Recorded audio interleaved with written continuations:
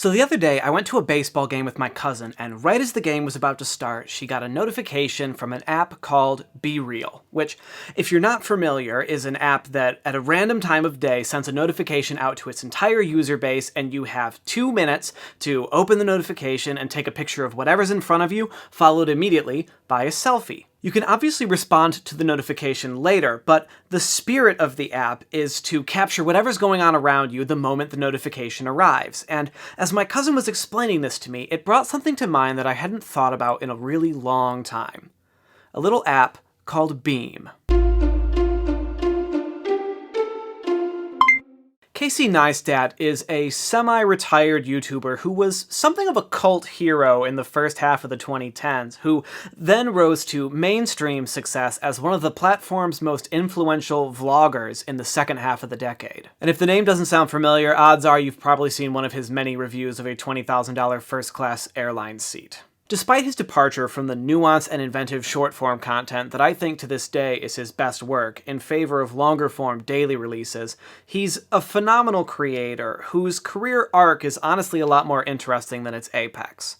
Long story short, he was successful in all of his internet endeavors with one notable exception. In 2015, Neistat launched an app called Beme that put kind of an interesting spin on the concept of video sharing. The name of the game was Unfiltered. You put your phone up to your chest and a video started recording, and as soon as you took your phone off your chest, the recording stopped, and the recording was shared before you could even watch it back. Similar to a Snapchat story, but less polished, and similar to a Vine in that it had to be between 2 and 8 seconds long. Now, Beme had a lot of problems, but in my opinion there were 3 key issues that really kept it from taking off. 1, the videos were just kind of boring. 2, putting your phone up to your chest kind of made you look like a weirdo. And 3, Snapchat stories had already been out for more than a year at this point, and they were just better. And these are shortcomings that Casey himself is aware of in hindsight. But to answer your question, like when you said Snapchat before Snapchat, we were Snapchat before Snapchat, but then Snapchat launched stories.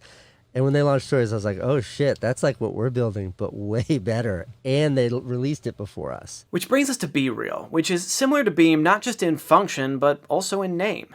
Be me versus BeReal.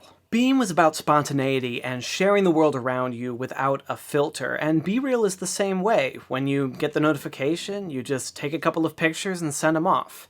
No filters, just a quick caption. Now, I'm not going to pretend to know exactly why BeReal has exploded in popularity, but I think the failure of an app like Beme informed the success of an app like BeReal. Firstly, BeReal is spontaneous, but it's a more controlled spontaneous. You don't have to answer the notification immediately, and when you do, you at least have time to frame up the picture you want to take and pose for your selfie. I mean, with Beme, it was phone to chest and automatically sharing whatever shaky nonsense you captured. And that's the second thing that I think BeReal gets right. A picture can say just as much as an 8-second video, and it takes less time to consume. You glance at a couple of quick pictures and then scroll on to the next post. And since the entire user base is getting the notification at the same time, you get to see what all your friends are up to when the notification drops. Sure, the app doesn't support video, but I think this is a strength instead of a weakness. I mean, looking back at Beme, who the hell wants to watch an 8-second video that doesn't even have your face in it?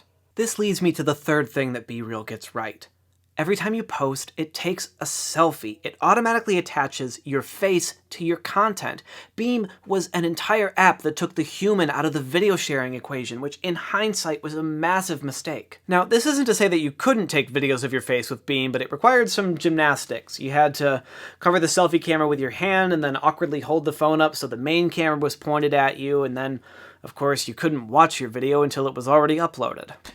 As I edit this, I neglected to mention that you could take selfie videos on Beme by just putting your phone up against the wall with the main camera facing out, and they had a feature where you could react to other users' beams by taking real-time selfies as you watched the beam, so it's not exactly fair to say that they removed the human element entirely. I just don't think it was as accessible as it could have been.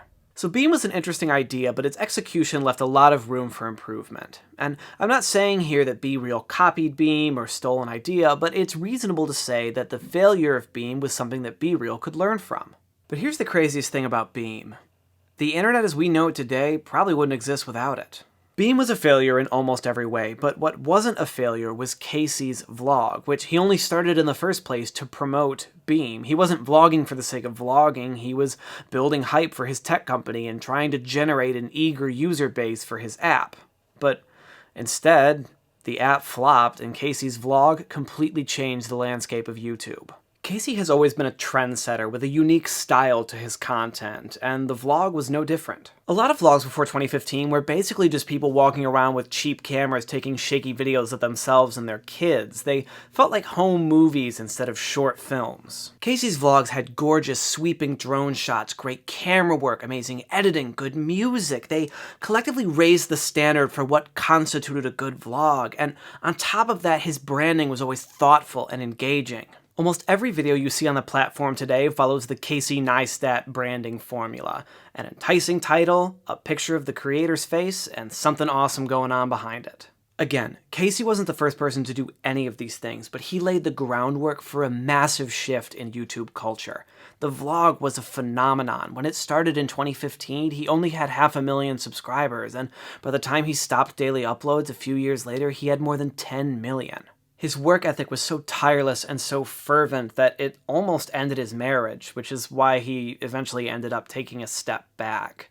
The vlog was such a Herculean effort that it took almost every waking moment of his day to shoot, edit, and upload, which was ultimately unsustainable. But the results were breathtaking, and no one else has ever done anything like it. Casey's vlog raised the internet's standards for what makes good content, and despite the pervasion of clickbait titles and obnoxiously photoshopped thumbnails, the vlog made YouTube better. It's difficult to overstate how much Casey Neistat has contributed to internet culture in the last 15 years.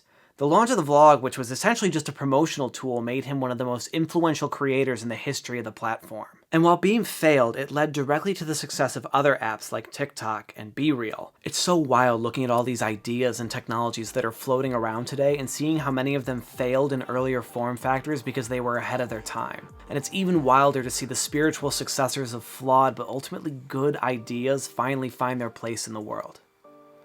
What'll it be next? Thanks for watching.